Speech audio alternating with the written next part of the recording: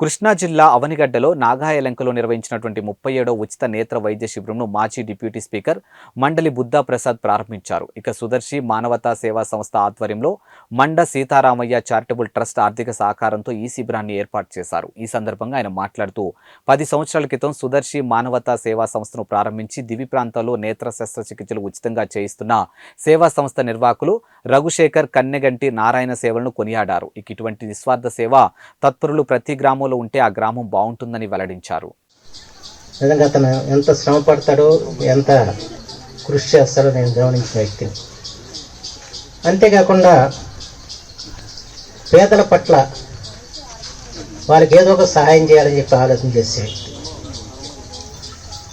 చాలామంది మనం ఏదో వేడుకలకి భోజనాలకి ఏర్పాటు చేసుకుంటాం, మిగిలిపోతాయి భోజనాలు. ఆ మిగిలిపోయిన భోజనాలన్నీ కూడా పేదవాళ్ళకి ఇవ్వాలని చెప్పి నాకు మొట్టమొదటి ప్రయత్నం చేసిన వ్యక్తి రఘుశేఖర్. ఇంట్లో పేర్చుకుంటూ ఉంటాం.